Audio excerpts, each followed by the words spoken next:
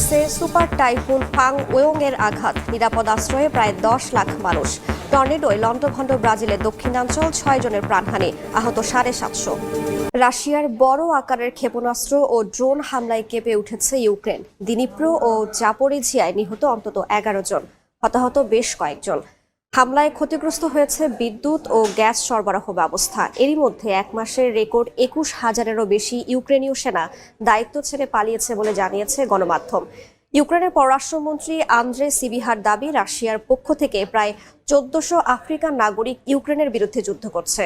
এদিকে প্রয়োজনে ন্যাটোর পক্ষ থেকে রাশিয়ার বিপক্ষে সেনা মোতায়েন করার কথা জানিয়েছে জার্মানি। রাতভর 25টিরও বেশি এলাকায় ক্ষেপণাস্ত্র ও ড্রোন হামলা চালায় রাশিয়া। ইউক্রেন জানায়, দেশজুড়ে 450টিরও বেশি ড্রোন ও 45টি ক্ষেপণাস্ত্র নিক্ষেপ করা হয়েছে। বেশিরভাগই ধ্বংস করা হলেও কিছু আঘাত হানে দিনিপ্রো ও জাপোরিঝিয়ায়। একটি ভবনে হামলায় বেশ কয়েকজন হতাহতও হয়। দেশটির প্রধানমন্ত্রী ইউলিও শিরদেঙ্কো জানান, খার্কিভ, কিয়েভ ও পলতাভা অঞ্চলের বিদ্যুৎ কেন্দ্রগুলো মারাত্মকভাবে ক্ষতিগ্রস্ত হয়েছে। বহু এলাকায় বিদ্যুৎ ও পানির সংকট দেখা দিয়েছে। জেনারেটরের মাধ্যমে জরুরি পরিষেবা চালু রাখা হয়েছে এবং মেরামতের কাজ চলছে।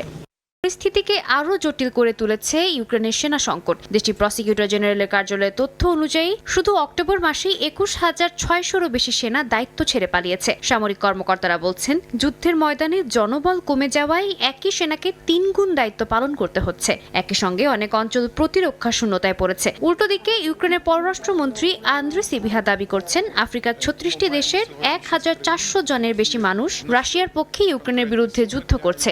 গাজায় ইয়েলো লাইন অতিক্রমের অভিযোগে আবারও 2 ফিলিস্তিনিকে গুলি করে হত্যা করেছে ইসরায়েলি বাহিনী। খান ইউনিস ও বুরেইজি শরণার্থী শিবিরে হামলায় এক শিশুসহ নিহত হয়েছেন 2 জন। পশ্চিম তীরেও হামলা অব্যাহত রয়েছে। এদিকে যুদ্ধবিরতি লঙ্ঘন করে লেবাননে চালানো ইসরায়েলি হামলায় 3 জন নিহত হয়েছেন।